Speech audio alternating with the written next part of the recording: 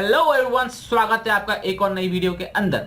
तो आज हम देखने वाले चैप्टर नंबर 1 और चैप्टर नंबर 2 इंडियन इकोनॉमी का स्ट्रक्चर क्या है। Structure in the sense chapter बनाया कैसे गया है और उस हिसाब से हम उस चैप्टर को याद कैसे कर पाए। तो बिना टाइम वेस्ट करे हम इंडियन इकोनॉमी के पहले चैप्टर की तरफ आते हैं। ठीक है, तो देखो पहला चैप्टर वैसे तो मैक्सिमम बच्चों को याद होता है क्योंकि उस चैप्टर को हमने बहुत बार ऑलरेडी पढ़ रखा होता है, लेकिन मैं फिर भी आपको चैप्टर नंबर 1 एक नए नजरिए से करवाना सिखाऊंगा।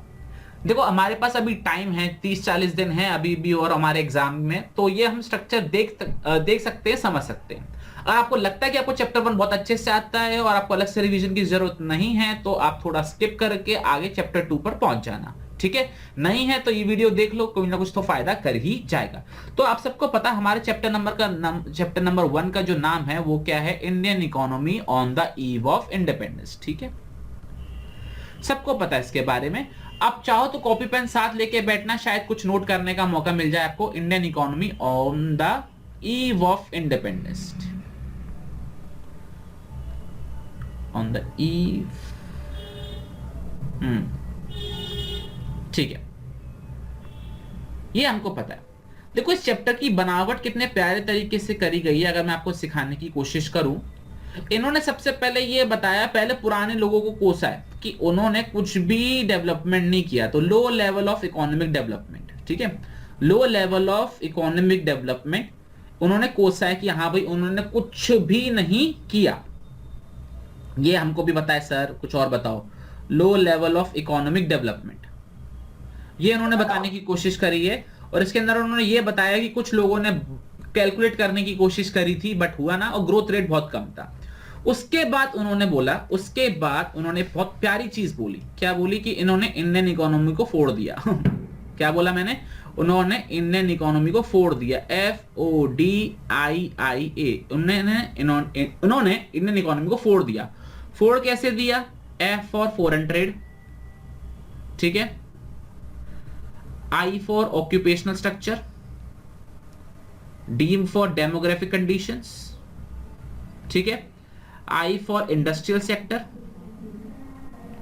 I फॉर इंफ्रास्ट्रक्चर, ठीक है, और A फॉर एग्रीकल्चर सेक्टर। ठीक है, चैप्टर की स्टोरी बनाने की कोशिश कर रहा हूं मैं। उन्होंने लो डेवलपर ऑफ इंडियन इकोनॉमी करा जिससे हमारी इंडियन इकोनॉमी फुड़ गई। ठीक है, फोड़ दिया हमारी इंडियन इकोनॉमी को। फोड़ दिया मतलब उन्होंने चैप्टर को 6 पार्ट्स में डिवाइड कर दिया। पहला फॉरेन ट्रेड, दूसरा ऑक्यूपेशन स्ट्रक्चर, तीसरा हमारा डेमोग्राफिक कंडीशंस, चौथा हमारा इंडस्ट्रियल सेक्टर, पांचवा हमारा इंफ्रास्ट्रक्चर, छठा हमारा एग्रीकल्चर। यहां तक क्लियर आपको सबको? तो सबसे पहले बात करते हैं एग्रीकल्चर सेक्टर में। एग्रीकल्चर सेक्टर में उन्होंने बस ये बताया है कि क्या क्या कारण रहे रीजंस फॉर स्टेग्नेशन। याद आ रहा है कुछ? रीजंस फॉर स्टेग्नेशन, यहां से मेन चीज इंपॉर्टेंट यही है। इन्होंने यहां पर यह बताया हमको कि इन्होंने एग्रीकल्चर सेक्टर को कैसे फोड़ा। Simple, reason for agriculture stagnation, उसमें हमने 3-4 पॉइंट्स देखे थे और यही चीज हमने यहां पर देखनी है। आई होप ये चीज आपको स्टोरी लिंक हुई होगी। आपको ये स्टोरी बार बार रिपीट करनी होगी जिससे आपको चैप्टर का स्ट्रक्चर याद रहे और फिर आप आंसर इजीली फ्रेम कर पाओ। ठीक है, इसके बाद हम बात करेंगे इंडस्ट्रियल सेक्टर के बारे में। ठीक है, मैं चैप्टर के सीक्वेंस में चल रहा हूं, लिखा मैंने ऐसे टेढ़ा मेढ़ा, लेकिन चैप्टर का सीक्वेंस क्या है। इंडस्ट्रियल सेक्टर में सबसे पहले उन्होंने बताया कि इंडस्ट्रियल सेक्टर को उन्होंने कैसे फोड़ा। Policy of systematic deindustrialization, याद आ रहा है? Policy of systematic deindustrialization से उन्होंने इंडस्ट्रियल सेक्टर को फोड़ने की कोशिश करी। उसके बाद हमने रिकवर करने की कोशिश कैसे करी? इंडिया ने रिकवर नहीं करा बल्कि टिस्को आ गया था, कुछ इंडस्ट्रीज वगैरह आ गई थी। याद आ रहा है कुछ? ये कुछ याद आ रहा है? तो सबसे पहले उन्होंने बताया कि इन्होंने इंडस्ट्रियल सेक्टर को कैसे फोड़ा। यहां पे देखा एग्रीकल्चर सेक्टर को कैसे फोड़ा। तो उन्होंने जमींदारी सिस्टम से लैक ऑफ कमर्शियलाइजेशन को ज्यादा कर दिया था इन्होंने। इसके अलावा इन्वेस्टमेंट नहीं हो पाती थी, रिसोर्सेज नहीं थी, तो एग्रीकल्चर सेक्टर ऐसे फुटा था। इंडस्ट्रियल सेक्टर में policy of systematic deindustrialization लगे थे। ये मेरे ख्याल से ये चीज आपको शायद रिलेट कर पा रहे होगे। हाँ सर, कुछ समझ में आ रहा है। अच्छा, अब बात करते हैं फॉरेन सेक्टर को। तो फॉरेन ट्रेड को उन्होंने कैसे फोड़ा? सबसे पहले जो इसके अंदर मेन की पॉइंट क्या था कि 50% इन्होंने तो ब्रिटेन को ही दिया, कहीं और बांटने नहीं दिया। बाकी श्रीलंका हो गया, ईरान हो गया, या फिर क्या कहता हमारा ईरान, श्रीलंका और चाइना। ठीक है, ये सारी चीजें थी। तो इन्होंने ऐसे फोड़ा कि अपने हिसाब से उन्होंने एक्सपोर्ट करना चालू कर दिए, और उसके बाद जो एक्सपोर्ट सरप्लस आता था उसको अनशन लुटाते थे। याद करो एक क्वेश्चन था, ड्रेन ऑफ इंडियन वेल्थ, याद आ रहा है कुछ? Drain of Indian wealth. ये मैं आपको चैप्टर की समरी, माइंड मैप, स्ट्रक्चर जो समझ में आता है वो समझ लो, मैं स्टोरी क्रिएट करके दे रहा हूं। तो अभी तक हमने क्या पढ़ा, इंडियन इकोनॉमी को उन्होंने कैसे बनाया। सबसे पहले low level of economic development किया, कैसे वही exporter of raw material, importer क्या कहते हैं फिनिश गुड। कुछ लोगों ने हमारे वो नेशनल इनकम काउंट करने की कोशिश करी थी, और जो डेवलप ग्रोथ रेट थी वो बहुत कम थी। उसके बाद उन्होंने एग्रीकल्चर सेक्टर को फोड़ा। कैसे फोड़ा? वही commercialization, zamindari system, lack of investment, lack of resource. फिर उन्होंने इंडस्ट्रियल सेक्टर को फोड़ा, सिस्टमैटिक डी इंडस्ट्रियलाइजेशन करके, टिस्को कंपनी आ गई थी। उसके बाद उन्होंने फॉरेन ट्रेड सेक्टर को फोड़ा। कैसे फोड़ा इन्होंने? 50% ब्रिटेन को दिया, बाकी श्रीलंका, ईरान, चाइना को दिया, और फिर ड्रेन करा, बहा दिया। यहां तक क्लियर हुआ स्टोरी? ठीक है। उसके बाद डेमोग्राफिक कंडीशंस की बात करते हैं। डेमोग्राफिक कंडीशंस को उन्होंने कैसे फोड़ा? देखो सबसे सिंपल पहले इन्होंने बताया था, डेमोग्राफिक मतलब पॉपुलेशन रिलेटेड कंडीशन। 1921, ये तो आपको रट गया हो, 1921 से पहले इंडिया की हालत बहुत खराब थी।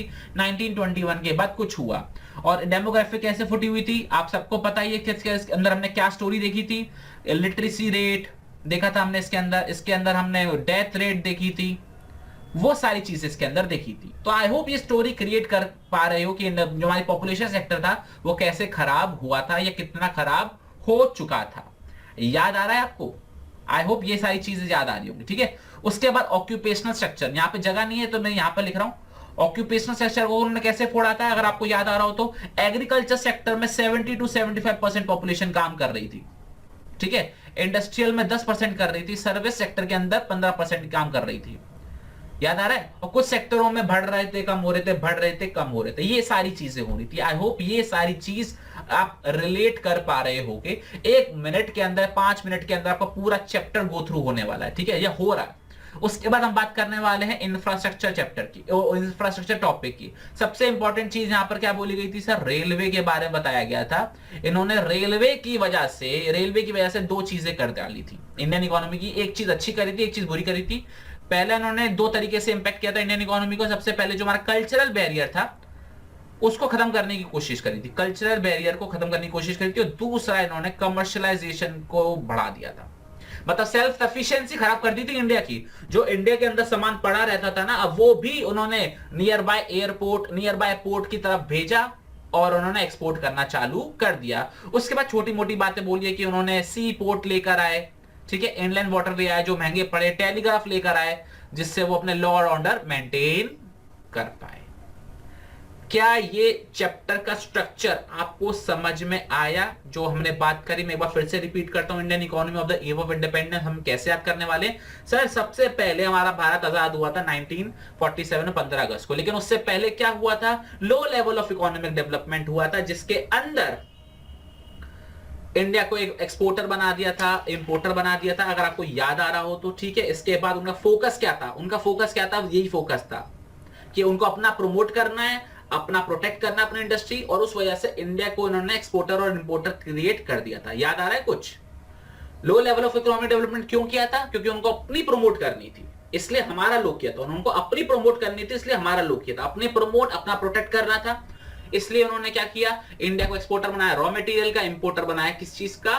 फिनिश प्रोडक्ट का। ये चीज क्लियर हो गई। उसके बाद इन्होंने क्या बोला कि कुछ लोगों ने नेशनल इनकम निकालने की कोशिश करी थी। मैं नाम नहीं ले रहा हूं, वर्ड टू वर्ड आपको रिवाइज नहीं कर रहा हूं, और आपको एक स्ट्रक्चर क्रिएट करने की कोशिश कर रहा हूं जिससे आप इस चीज को याद रखो। उसके बाद इन्होंने इंडियन इकोनॉमी को क्या कर दिया? फोड़ दिया था। तो FODIIA फोड़ दिया था। अब कैसे फोड़ा था? 6 सेक्टरों में उन्होंने फोड़ा था, और हमने एक एक सेक्टर को हमने देखा कि कैसे फोड़ा। ठीक है। एग्रीकल्चर का सेक्टर को कैसे फोड़ा? Reason of stagnation. याद करो 3-4 रीजन थे हमारे। सबसे पहला जमींदारी सिस्टम, याद आ रहा है कुछ? बहुत बढ़िया। दूसरा हमने क्या देखा था इसके अंदर? Commercialization of agriculture, lack of resources, lack of investment. ये सारी चीजें आ गई। इस तरीके से हमारा एग्रीकल्चर सेक्टर था, खराब हुआ था। फिर उन्होंने बात करी थी इंडस्ट्रियल सेक्टर की। इंडस्ट्रियल सेक्टर को कैसे फोड़ा था उन्होंने? Policy of systematic deindustrialization लेकर आए थे। फिर उन्होंने हैंडीक्राफ्ट इंडस्ट्रीज को भी बर्बाद कर दिया था। याद आ रहा हो तो। उसके बाद टिस्को आई थी, हमारी शुगर, सीमेंट और अच्छी फैक्ट्रीज आई थी। ये हमने सब पढ़ रखा है। ठीक है। तो स्ट्रक्चर बन रहा है हमारा। उसके बाद उन्होंने बात करी थी किसके बारे में? Foreign trade. फॉरेन ट्रेड कैसे खराब किया उन्होंने?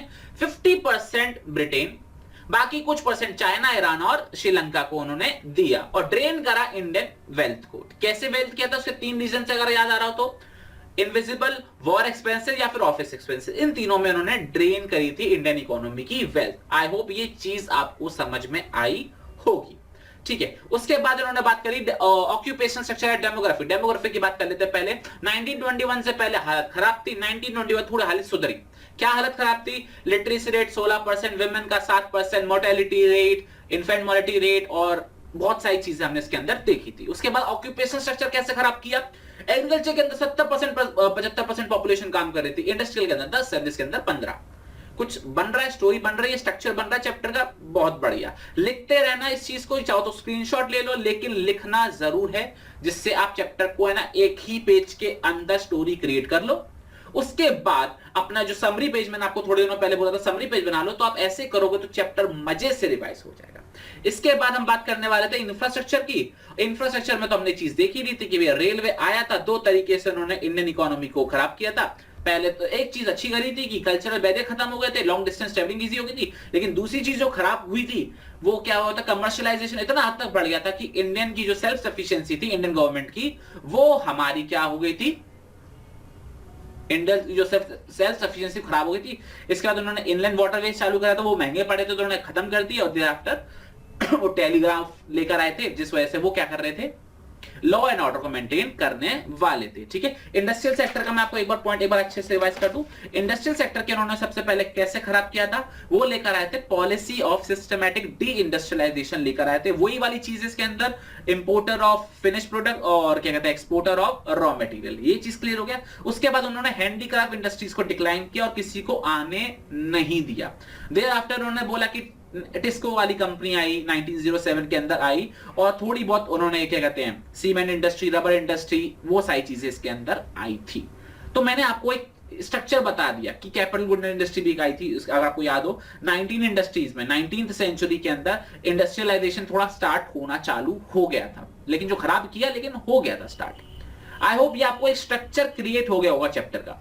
ये मैंने आपको स्ट्रक्चर बताया, ये कोई फुल रिवीजन नहीं है, मैं पहले बता दूं ये कोई फुल रिवीजन नहीं है, बस ये एक मेमोरी क्रिएट करने की कोशिश कर रहा हूं आपके दिमाग में कि आपको इंडियन इकोनॉमी का एक डायग्राम बन जाए पहले चैप्टर के दिमाग में। अच्छा, ये सारी बातें हमारे में हो रही है, तो आप एक पेज पे इसका एक स्ट्रक्चर क्रिएट कर लेना, जिससे आपको चैप्टर का पता होगा, पूरा एक पेज में आपको पूरा पता है कि क्या क्या बातें हो रही हैं। और फिर उस हिसाब से आप जब चैप्टर रिवाइज करोगे तो आप अपने आप स्टोरी बोलने लग जाओगे, इसके अंदर ये बातें पढ़ी थी, इसके अंदर ये बातें पढ़ी थी, और आपके जो समरी नोट्स आपने जो बनाए होंगे वो इस एक चार्ट की वजह से आपके इतने मल्टीपल टाइम्स रिवाइज हो जाएंगे कि आपको पता भी नहीं चलेगा, और आपके इंडियन इकोनॉमी के अंदर अच्छे मार्क्स आना स्टार्ट हो जाएंगे। पहली बोल दूं, ये कोई समरी वीडियो नहीं है, ये एक बस माइंड मैप क्रिएट कर रहा हूं आपके दिमाग के अंदर। आपके दिमाग के अंदर मैं एक मेमोरी क्रिएट कर रहा हूं, चैप्टर कितना बड़ा है कितना छोटा है, ये चीज क्लियर हो गई आपको। चलो, तो हमने अभी तक देख लिया कि हाँ फोड़ा कैसे गया इंडियन इकोनॉमी को। तो ये चैप्टर एक बार मैं फिर से रिवाइज कर रहा हूं, नहीं, अब आपकी जिम्मेदारी आपको प्रॉपरली खुद से रिवाइज करनी है, ठीक है। लेकिन ध्यान रखना, यहां पर अभी जो मैंने फॉरेन ट्रेड की बात करी, यहां पे जो हमने अभी एग्रीकल्चर सेक्टर की बात करी, ये आने वाले चैप्टरों में भी लिंक होंगे। आई रिपीट, ये आने वाले चैप्टरों में भी लिंक होंगे। कैसे लिंक होंगे जरा अभी ही देख लेते हैं, ठीक है। तो सबसे पहले बात करते हैं हम किसके बारे में, चैप्टर नंबर 2। चैप्टर नंबर 2 के हमारा चैप्टर नंबर 2 का नाम है इंडियन इकोनॉमी 1950 से 1990 तक। सबको याद है वाला चैप्टर, बिल्कुल सही, 1990। अभी हम नए नए आजाद हुए, हाँ या ना, अभी हम इंडियन इकोनॉमी पिछले चैप्टर में अभी नए नए आजाद हुए। तो जब नए नए आजाद हुए तो अब हमको भारत चलाना है। भारत कैसे चलाएंगे, कुछ ना कुछ इकोनॉमी चालू करेंगे। या तो हमने सोशल रखी होगी, सोशल इकोनॉमी, या कैपिटलिस्ट इकोनॉमी, या फिर मिक्स्ड इकोनॉमी। याद आ रहा है कुछ? तो सर हमने मिक्स्ड इकोनॉमी फॉलो करी थी। पहला पार्ट तो ये हो गया सॉल्व, ठीक है। ये इंट्रोडक्शन था हमारा। नए नए आजाद हुए भाई, भारत को चलाने कैसे चलाएंगे, मिलकर चलाएंगे, मिक्स्ड इकोनॉमी हमने फॉलो करी। ये चीज क्लियर हो गई आपको बच्चों, बहुत बढ़िया बात है, ठीक है। अब इन्होंने बोला हम कैसे करेंगे, तो सबसे पहले उन्होंने फिर गोल सेट करे। गोल्स का मतलब 5 इयर्स प्लान, याद आ रहा हो, FYP 5 इयर्स प्लान है हमारे। 4 5 ईयर प्लान थे, याद करो बेटा। Growth, equity, self reliance and modernization. Growth, equity, self reliance and modernization, ठीक है। जेम्स करके याद कर सकते हो। GEMS, जेम्स खाइए ना बचपन में बेटा, जेम्स, तो वही जैसे आप जेम्स करके याद कर सकते हो, growth, equity, modernization and self reliance. तो गोल क्या था हमारा, हम अपनी इंडियन कंट्री को जेम बनाएंगे, जेम्स लेकर आए थे वो, ग्रोथ, इक्विटी, मॉडर्नाइजेशन और सेल्फ रिलायंस। ठीक है, ग्रोथ का मतलब क्या था, जीडीपी को ग्रो कराओ, इक्विटी का मतलब क्या था, जो बेनिफिट रिच को मिलता है वो बेनिफिट पुअर को भी मिले, मॉडर्नाइजेशन का मतलब दो था, लेटेस्ट टेक्नोलॉजी और change in outlook of the society, और सेल्फ रिलायंस का मतलब क्या था, उन चीजों को अवॉइड करो जो भारत में बनाई जा सकती हैं, उनको इंपोर्ट करने से अवॉइड करो, इंडिया के अंदर ही बना लो। क्या ये चीज क्लियर हो गई? बहुत बढ़िया बात, ये चीज तुमको क्लियर हो जानी चाहिए थी। ठीक है, अच्छा मुझे एक बात बताओ, पिछले चैप्टर में सबसे गंदा किसको फोड़ा था? एग्रीकल्चर सेक्टर को फोड़ा था, है ना? पिछले हमने चैप्टर में पढ़ा था इंडस्ट्रियल सेक्टर को, सॉरी एग्रीकल्चर सेक्टर बहुत गंदा फोड़ा था उन्होंने। ठीक है, तो इस चैप्टर में सबसे पहले हम उसी को सुधारेंगे। किसको सुधारेंगे हम? एग्रीकल्चर सेक्टर को सुधारेंगे। यहां तक समझ में आ रही होगी बात। एग्रीकल्चर सेक्टर को कैसे सुधारा उन्होंने? एग्रीकल्चर सेक्टर को 3 पार्ट्स में उन्होंने एक्सप्लेन किया है। सर सबसे पहले लेकर आए हम लैंड रिफॉर्म्स लेकर आए, ठीक है, फिर हम ग्रीन रेवोल्यूशन लेकर आए, लेकिन कुछ लोगों को बात पची नहीं तो डिबेट भी कुछ चालू हो गई थी। ठीक है, ऐसे कैसे हो रहा है काम? आई रिपीट, सबसे पहले एग्रीकल्चर सेक्टर को सुधारा गया। एग्रीकल्चर सेक्टर को कैसे सुधारा गया? लैंड रिफॉर्म्स लेकर आए, ग्रीन रेवोल्यूशन लेकर आए, राइटिंग में मत जाना, जो मैं बोल रहा हूं साथ साथ लिखते जाना, और फिर डिबेट चालू हो गई। अच्छा, लैंड रिफॉर्म्स 2 तरीके से आए थे, अगर आपको याद करो तो। सबसे पहला ओनरशिप बदली थी, दूसरा लैंड सीलिंग लगाई थी। ओनरशिप लगाई, ओनरशिप चेंज करी, ठीक है, मालिकाना हक बदला, और फिर सीलिंग लगाई कि भैया सबको बराबर बराबर लैंड बांटने का उनका मेन मोटिव था। ये चीज क्लियर हो गया। उसके बाद उन्होंने बताया कि क्या उसके फायदे रहे, ठीक है, एडवांटेजेस क्या रहे, दोनों में ये बताया कि एडवांटेजेस क्या रहे, और फिर उन्होंने बताया कि कहां कमी भी रह गई, लिमिटेशंस। ये चीज समझ में आई?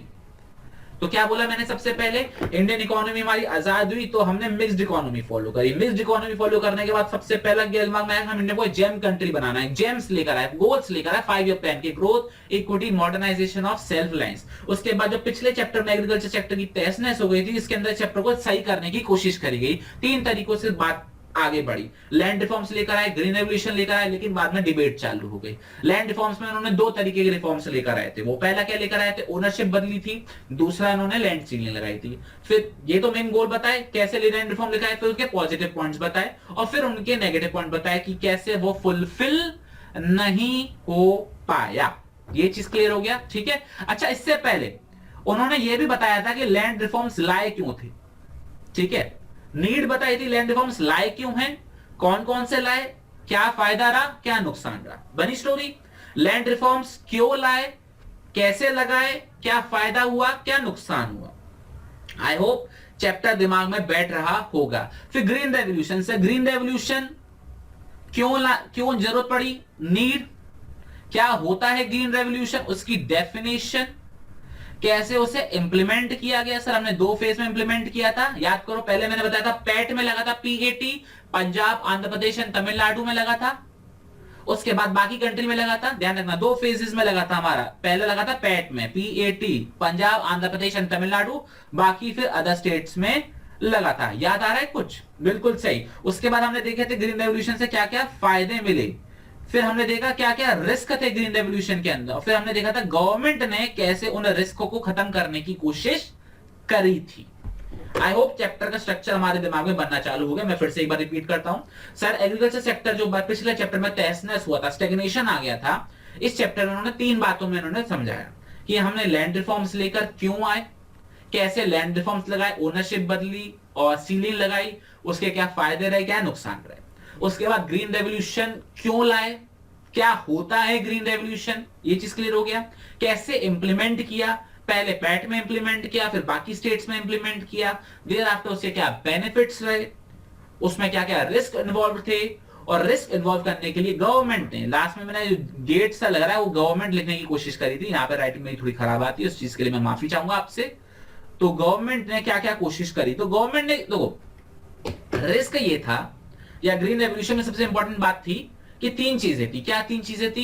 रेगुलर सप्लाई ऑफ वाटर होना चाहिए, फर्टिलाइजर एप्रोप्रिएट अमाउंट में होना चाहिए, और पेस्टिसाइड्स भी एप्रोप्रिएट अमाउंट में होना चाहिए। तो ये रिच फार्मर्स थे वो अफोर्ड कर पा रहे थे, लेकिन पुअर फार्मर्स अफोर्ड नहीं कर पा रहे। तो सबसे बड़ा रिस्क यही था कि अगर ग्रीन रेवोल्यूशन आया तो पुअर फार्मर्स इस चीज को कंट्रोल नहीं कर पाएंगे, वो regular supply of water, pesticide और फर्टिलाइजर को नहीं अफोर्ड कर पाएंगे, पुअर फार्मर्स बन जाएंगे। और दूसरा क्या था, पेस्ट अटैक की बारे में बात हो रही थी, तो गवर्नमेंट ने क्या करा, गवर्नमेंट ने वही दो रिस्क थे, दो निकाले, सॉल्यूशन निकाले।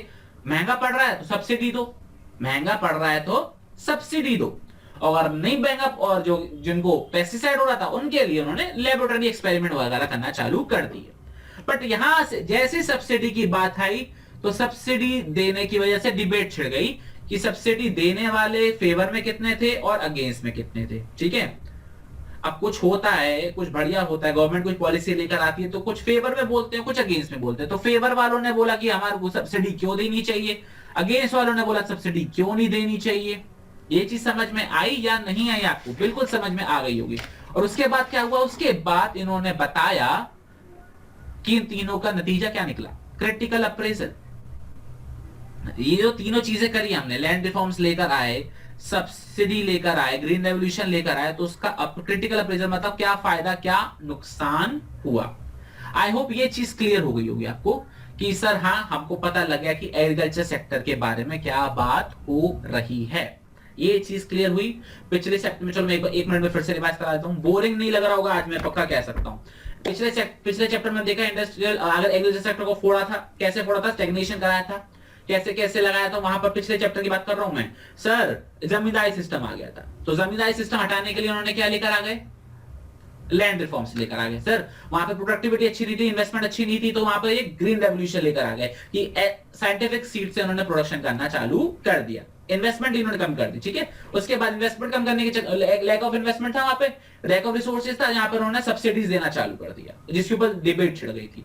स्टोरी लिंक हुई, पिछले चैप्टर से हमने लिंक किया, अब हम भूलेंगे ही नहीं चैप्टर को। ये चीज क्लियर हो गया। अब बात करते हैं, देखो पिछले चैप्टर में फिर से जाऊंगा आप सर, पिछले चैप्टर में इंडस्ट्रियल सेक्टर को फोड़ा था कि नहीं फोड़ा था? बिल्कुल फोड़ा था। सर कैसे फोड़ा था? सिस्टमैटिक डी इंडस्ट्रियलाइजेशन लेकर हम आ गए थे। ये समझ में आ रहा है? इंडिया को एक्सपोर्टर बना दिया था, एक्सपोर्टिंग मार्केट बना दिया था, जिसके अंदर इंपोर्ट करते थे फिनिश गुड्स को।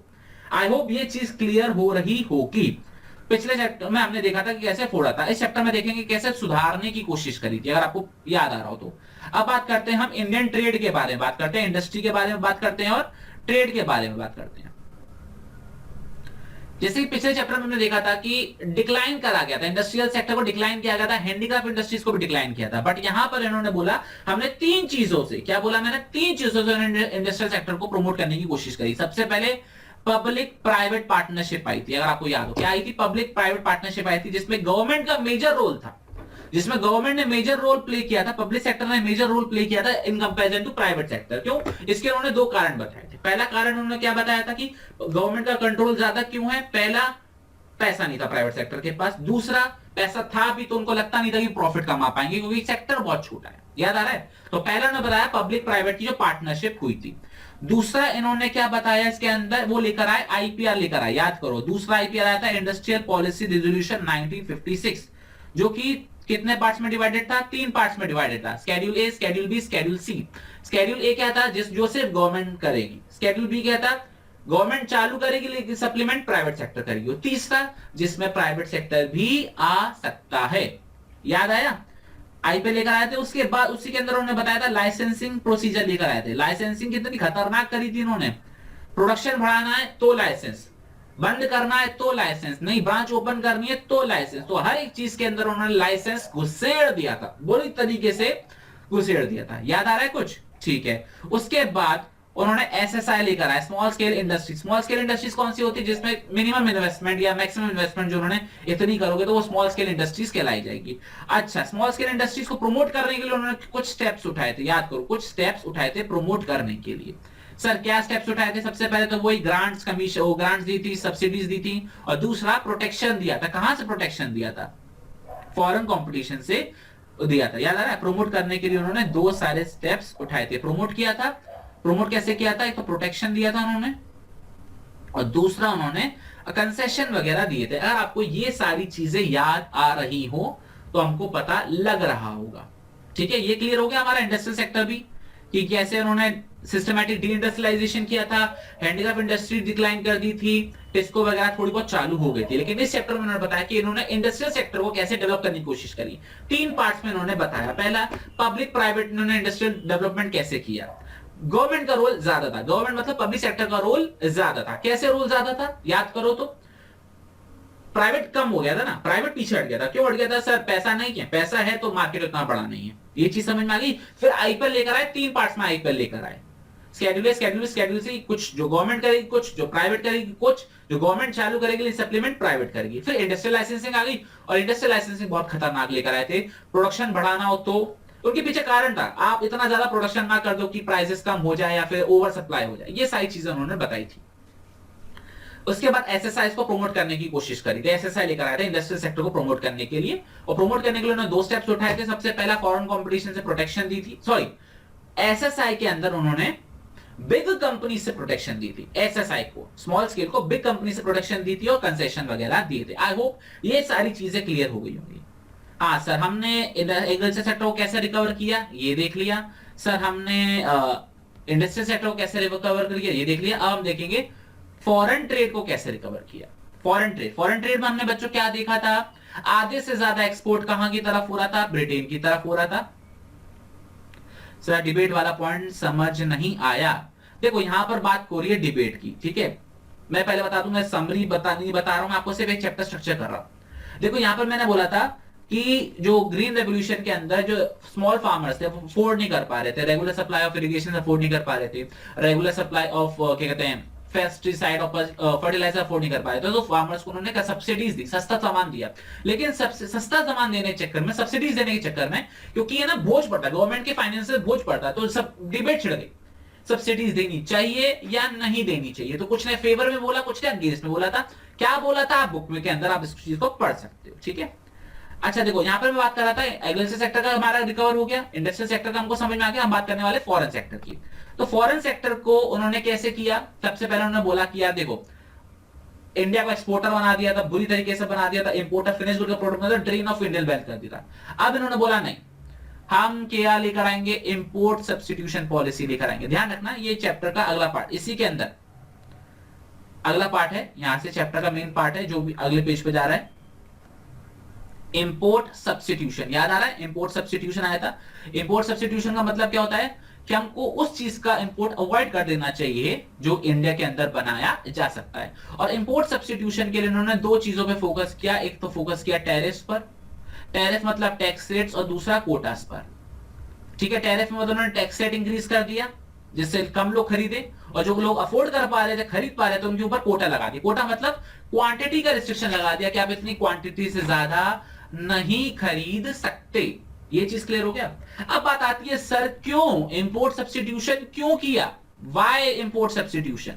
तो उसके रीजन भी उन्होंने बताया। इंपोर्ट सब्स्टिट्यूशन क्यों किया, सबसे पहला, अभी इंडियन कंपनी 1950 के अंदर हालत में नहीं थी कि वो इंटरनेशनल कंपटीशन को फेस कर सके, अगर आपको याद आ रहा हो तो। दूसरा रीजन क्या देखा था, during the time they will learn how to compete, during the period they will learn how to compete. और तीसरा चीज ये कि इंडियंस अननेसेसरी इंपोर्ट ना करें जिससे फाइनेंशियल जो हमारा पैसा था वो भारत की तरफ जाए।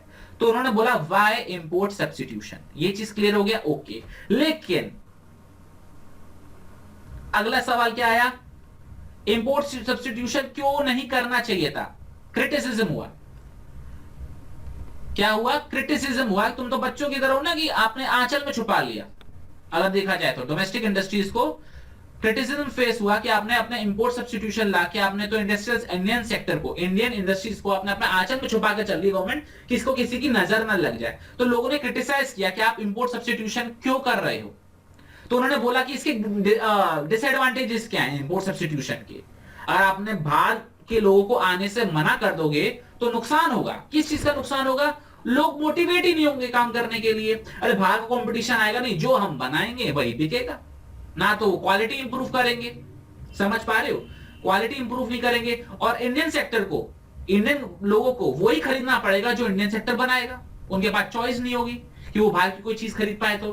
और तीसरा ये उन्होंने बोला जब कंपटीशन होता है ना तो एफिशिएंसी इंक्रीज होती है। एफिशिएंसी मतलब हमने बिजनेस स्टडी में पढ़ रखा है, कॉस्ट कम लगती है। तो उन्होंने कुछ इंपोर्ट सब्स्टिट्यूशन के उन्होंने कुछ रीजन दिए गवर्नमेंट ने कि हम इंपोर्ट सब्स्टिट्यूशन इसलिए लगा रहे हैं, और कुछ लोगों ने क्रिटिसाइज किया कि भाई इंपोर्ट सब्स्टिट्यूशन क्यों नहीं लगना चाहिए। वो सारी चीजें इसके अंदर हुई।